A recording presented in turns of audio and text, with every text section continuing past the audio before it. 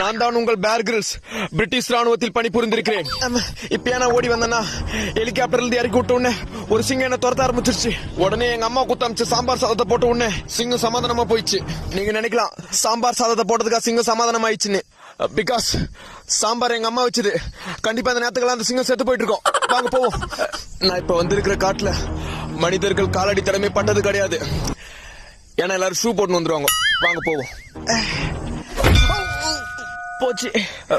எனக்கு இப்போ ரொம்ப பசிக்கிறதுனால இன்னைக்கு இந்த கல்லுதான் நமக்கு சாப்பாடு. இந்த கல்லுல விட்டமின் டி புரத சத்து இருக்கிறதுனால ரொம்ப காரமா இருக்கு. பட் இருந்தாலும் என் பொண்டாட்டி வைக்கிற இட்லியோட இந்த கல் எவ்வளவு மேல் தான். ஹெலிகாப்டர் வந்துச்சு. கிளம்ப வேண்டிய நேரம் வந்துருச்சு. கயிறு